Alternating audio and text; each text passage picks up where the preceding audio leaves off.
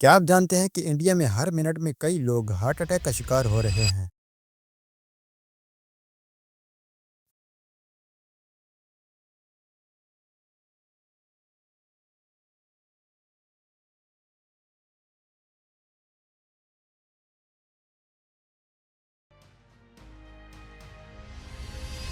اگر پاکستان کی بات کریں تو یہاں پر بھی ہر آئے دن ہارٹ اٹیک جیسے کیسز سامنے آ رہے ہیں۔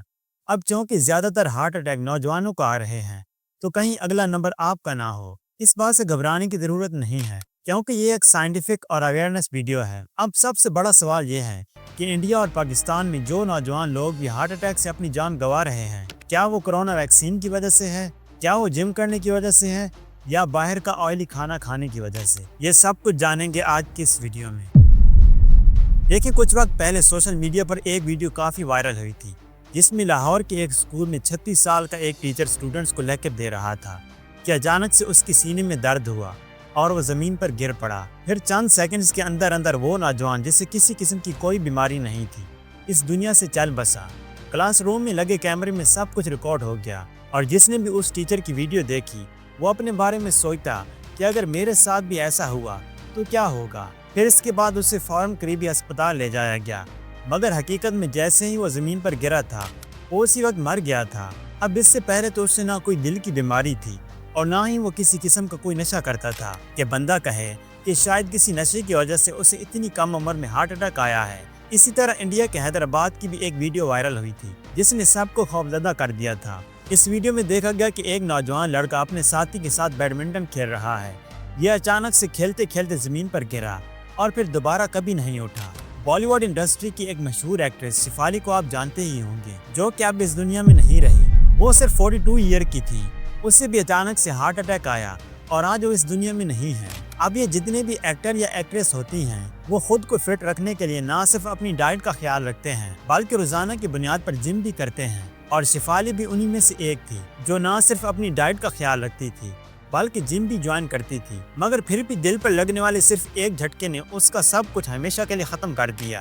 ابھی کچھ دن پہلے پاکستان کی مشہور ڈرامہ ایکٹریس صبا قمر کو بھی 41 سال کی عمر میں ہارٹ اٹیک ہوا ہے۔ ان کی قسمت اچھی تھی کہ وہ ریکور ہو کر واپس اپنے گھر آ چکی ہیں۔ اس کے علاوہ بھی پاکستان اور انڈیا میں بے شمار ایسے ایکٹرز اور ایکٹریس تھیں جنہیں 35 سال سے 45 سال کی عمر میں ہارٹ اٹیک آیا اور اب وہ یہ دنیا چھوڑ کر جا چکے ہیں۔ اب اگر ہم ذرا غور کریں تو پتہ چلتا ہے کہ یہ سب وہ لوگ تھے جو اپنی صحت کو لے کر کافی سیریس رہتے تھے، اسی لیے روزانہ جم کرنا اور اچھا ڈائٹ پلان بھی ان کی لائف کا حصہ تھا۔ آج کے دور میں خاص طور پر پاکستان اور انڈیا میں اسپیشلی ینگ لوگوں میں ہارٹ اٹیک میں اضافہ بالکل بھی نارمل بات نہیں ہے، جبکہ اس کی تعداد میں ایک خطرناک حد تک اضافہ بھی ہوتا جا رہا ہے۔ جو میڈیا چھوٹی چھوٹی باتوں کو لے کر کئی دنوں تک نیوز چینل پر ڈسکشن کرتی رہتی ہے، وہ اس سیریس ایشو پر بات کرنے میں انٹرسٹڈ نہیں ہے۔ آج سے اگر 5 سال پیچھے جائیں تو کسی کو یاد نہیں ہوگا کہ 50 سے 60 سال کی عمر سے پہلے کسی شخص کو ہارٹ اٹیک ہوا ہوگا، مگر 5 سال کے بعد بہت بڑی تبدیلی آ چکی ہے۔ وہ لوگ جنہیں کبھی معمولی سا بخار بھی نہیں ہوتا تھا وہ اب ہارٹ اٹیک سے مر رہے ہیں، یہاں تک کہ بچوں کو بھی دل کی تکلیف کے مسائل پیدا ہونے لگے ہیں۔ یہاں پر سب سے امپورٹنٹ سوال یہ ہے کہ ان 5 سالوں میں ایسی بھی کیا تبدیلی آئی کہ ہمیں ایسا ہولناک ٹائم دیکھنا پڑ رہا ہے۔ پہلے تو ہمیں یہ سمجھنے کی ضرورت ہے کہ ہارٹ اٹیک کی 2 قسمیں ہوتی ہیں، پہلی ہارٹ اٹیک اور دوسری کارڈیاک اریسٹ۔ ہارٹ اٹیک اس وقت ہوتا ہے جب دل کو خون پہنچانے والی شریانیں کسی وجہ سے بند ہو جائیں۔ خون کی شریانیں بند ہونے کی وجہ سے دل تک خون کی روانی نہیں پہنچ پاتی، جس وجہ سے دل کی مسلز کو آکسیجن نہیں ملتی اور یوں یہ آہستہ آہستہ کمزور ہوتے چلے جاتے ہیں، اور جب یہ کافی زیادہ کمزور ہو جاتے ہیں تو انسان کے سینے میں درد ہونے لگتا ہے اور سانس لینے میں مشکل ہوتی ہے۔ ایسی صورت میں اس شخص کو فوراً سے ہسپتال پہنچایا جاتا ہے جہاں میڈیکل کے ذریعے اس درد کو کنٹرول کر لیا جاتا ہے، لیکن اگر وقت پر ہسپتال نہ پہنچایا جائے تو یہ درد اتنی شدت سے بڑھ جاتا ہے کہ سانس بھی رک جاتی ہے اور انسان چند سیکنڈز میں ہی اس دنیا سے کولیپس کر جاتا ہے۔ اب دل کو خون پہنچانے والی شریانیں بند زیادہ تر تب ہوتی ہیں جب ان کے اندر چربی یا کولیسٹرول جمع ہونا شروع ہو جائے۔ اگر آپ نے غور کیا ہو تو موٹاپے کا شکار لوگوں کو ہارٹ اٹیک سب سے زیادہ آتا ہے، اور اس کی سب سے بڑی وجہ بھی یہی ہے کہ موٹے لوگوں کے اندر چربی اور کولیسٹرول کی مقدار زیادہ پائی جاتی ہے۔ اس کے علاوہ ہارٹ اٹیک ہونے کے اور بھی کئی ریزنز ہو سکتے ہیں، جیسے کہ بلڈ پریشر کا زیادہ ہائی ہونا، یا پھر نشہ اور اشیاء کا استعمال کرنا، نیند پوری نہ کرنا، کسی بیماری کو اگنور کرتے رہنا،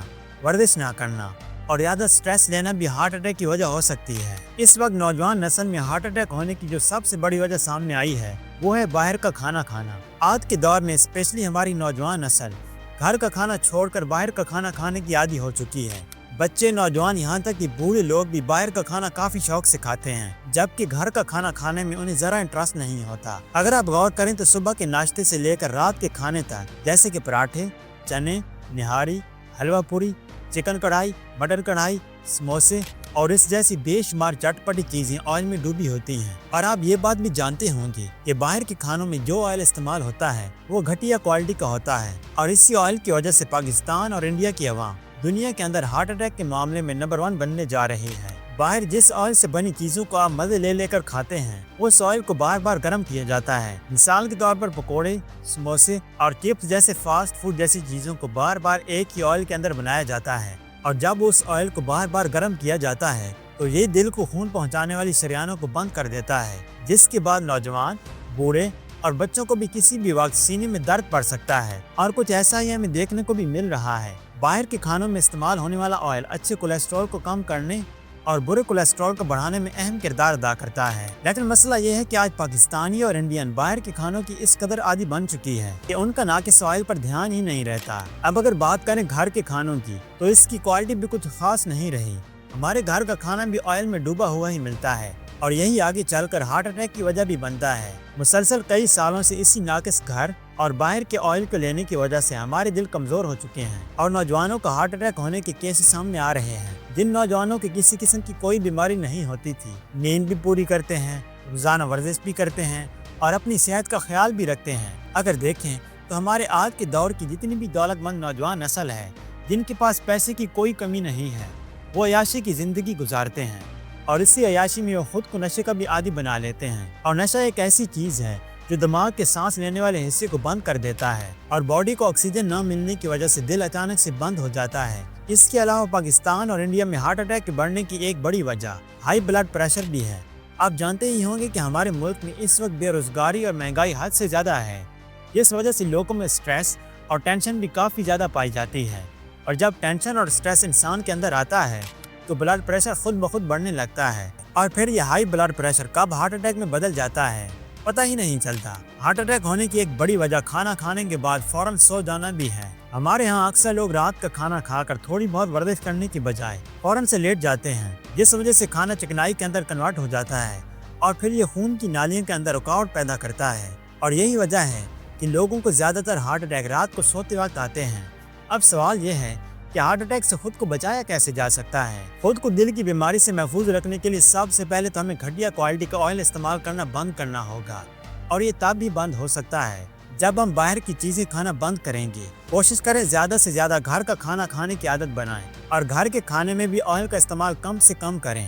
اپنے اندر کے سٹریس کو کم کریں۔ اگر کوئی بات آپ کو اندر ہی اندر سے پریشان کر رہی ہے تو آپ اسے اپنے کسی قریبی دوست یا پھر رشتہ دار سے ضرور شیئر کریں، تاکہ آپ اپنے سٹریس کو کم کر سکیں۔ روزانہ ورزش کرنے کی عادت ڈالیں، اور گھر کے آس پاس آنے جانے کے لیے بائک کے بجائے پیدل چلیں۔ دیکھیں، پیدل واک کرنا بھی ایک بہت اچھی ایکسرسائز ہے، جس کو بہت سے لوگ اگنور کر دیتے ہیں۔ کم سے کم 8 گھنٹے کی نیند ضرور لیں۔